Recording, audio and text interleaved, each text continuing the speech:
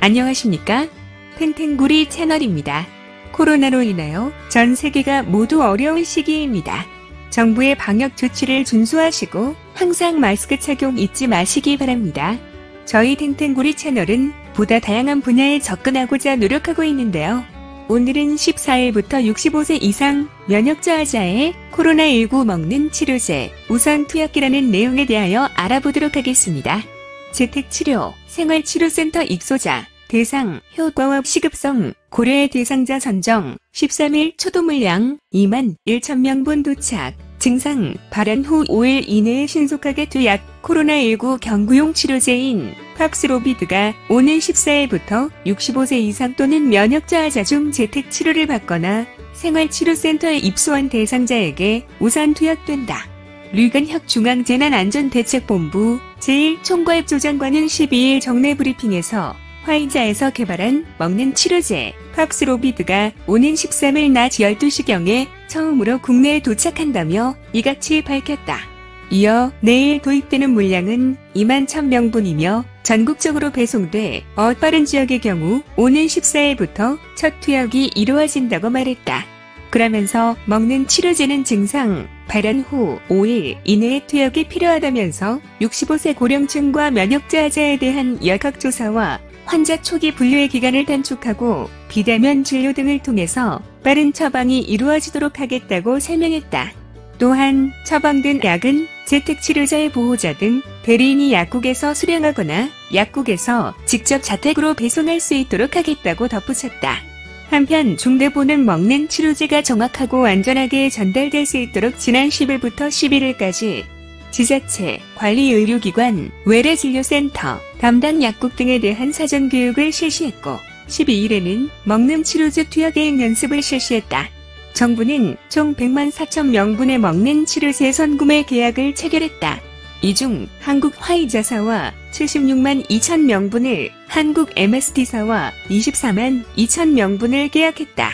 그리고 화이자사에서 개발한 먹는 치료제 팍스로비드는 식품의약품안전처에서 안전성, 효과성 검토 및 전문가를 거쳐 지난해 12월 27일 긴급 사용 승인되었다. 이에 따라 팍스로비드 초도 물량이 1만 1,000명분은 오는 13일 국내에 도입되고 이어 1월 말까지 1만 명분이 추가로 도입되는 등 이후 물량도 순차적으로 도입될 예정이다.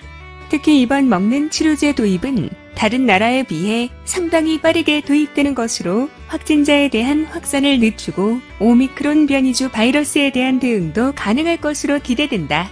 한편 코로나19 먹는 치료제는 생활치료센터와 담당 약국 등에 신속하게 배송해오는 14일부터 환자에게 투약할 계획이다. 대상은 증상 발현 후 5일 이내에 중증으로 진행될 위험이 높은 경증, 중등증이면서 65세 이상 또는 면역저하자 중 재택치료를 받거나 생활치료센터 입소자가 우선이다. 이와 관련해 류 1총괄 조장관은 치료제의 세계적인 공급이 부족한 상황에서 국내에 도입되는 초기 물량이 충분하지 않아 치료제의 효과와 시급성을 고려해서 우선적으로 투약할 대상자를 정했다고 설명했다. 그러면서 앞으로의 방역 상황과 치료 공급 물량 등을 고려해서 투약 대상을 확대하도록 탄력적으로 조정해 나가겠다면서 현장에서 신속하고 안전하게 복용될 수 있도록 관리에 만전을 기하겠다고 밝혔다. 이번 먹는 치료제는 재택치료자가 비대면 진료 후 지자체 또는 담당 약국을 통해 약을 전달받으며 생활치료센터 입소자는 전담 의료진을 통해 투약이 이루어진다. 재택치료자는 관리의료기관과 비대면 진료를 통해 투약 대상 여부를 확인하고 투약 대상이 되는 경우 관리의료기관은 담당 약국에 이메일과 팩스 등을 통해 처방전을 전달한다. 그러면 보호자 등이 담당 약국에서 약을 수령하는데 불가피한 경우 보건소 등 지자체 또는 약국을 통해 배송이 이루어지게 된다. 그리고 지자체 책임 담당자가 배송 및 수령 여부를 확인하며 신속하게 배송이 되도록 철저히 관리할 계획이다. 정부는 안전하고 정확한 치료제 사용을 위해 진료, 처방 이력 확인, 재고 관리, 모니터링 및 피해 보상 등을 철저히 하고 팍스로비드와 함께 복용해서는 안 되는 의약품 등이 많은 만큼 관련 시스템을 통해 체계적으로 투약을 관리하겠다고 밝혔다. 특히 우리나라의 경우 처방 이력을 실시간으로 조회가 가능한 의약품 안전 사용 서비스 시스템이 이미 구축되어 있는 만큼 이번 먹는 치료제 투약에도 적극 활용할 계획이다. 그리고 의료진도 관련 시스템을 통해 처방 이력 등을 확인해 투약 여부를 결정하고 담당 약국에서는 처방 이력을 중복으로 확인해 조제가 이루어진다. 이와 함께 1월 중에는 생활치료센터 재택치료, 진료 지원 시스템을 통해 의료기관에서 당뇨, 고혈압 등 기저질환 확인이 가능하도록 관련 시스템도 확충할 예정이다. 아울러 야간과 휴일에도 안정적으로 처방과 조제가 이루어질 수 있도록 지자체별로 의료기관 및 담당 약국과 협의하여 운영시간을 관리한다. 또한 치료제를 복용하게 되는 경우 담당 의료진이 매일 복용 여부와 이상 증상 발생 여부를 모니터링하며 필요시 대면 진료가 연계될 수 있도록 한다. 의약품 사용 후 발생한 부작용에 대해서는 한국의약품안전관리원으로 신고하거나 관련 상담을 받을 수 있고 중대한 부작용이 발생한 경우 의약품 부작용 피해 구제 절차를 준용해 피해 보상을 실시한다.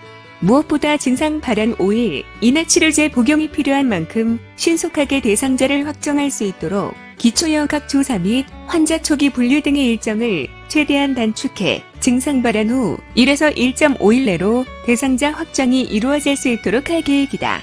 한편 류일 총괄조정관은 현재 도입된 치료제의 경우 식품의약품안전처의 긴급 사용 승인으로 도입된 치료제이며 23가지의 병용 금지 약물이 있는 등 투약 시 의료진의 관리가 필요한 약이라고 설명했다. 이에 처방받은 약은 반드시 약국과 의료진의 복약 지도를 준수하고 복용해야 한다면서 본인의 치료제를 복용하는 것은 대단히 위험할 수 있으니 절대 재판매 등을 통한 복용은 삼가해야 한다고 강조했다. 특히 치료제를 재판매하는 경우 약사법에 따라서 처벌받을 수 있는 만큼 투약 중단 등으로 복용 후 남는 치료제는 보건소 및 담당 약국 등에 반납해 주시기를 당부드린다고 말했다. 그러면서 먹는 치료제가 고위험 확진자가 중증으로 진행되는 것을 예방하고 오미크론 변이에도 효과적으로 대응할 수 있을 것으로 기대하고 있다며 앞으로 보다 많은 치료제가 신속하게 도입되고 투약 대상이 더욱 확대될 수 있도록 지속적으로 노력하겠다고 밝혔다. 문해 중앙사고수습본부 사회소통팀 코로나19 치료제 백신개발범정부지원위원회 사무국 중앙사고수습본부 재원관리팀 이상 14일부터 65세 이상 면역저하자의 코로나19 먹는 치료제 우선 투약에 대한 내용을 모두 마치겠는데요. 영상이 도움이 되셨다면 구독과 좋아요 꼭 눌러주세요. 그럼 오늘도 행복하고 즐거운 하루 되십시오. 탱탱구리 채널 끝까지 시청해주셔서 감사합니다.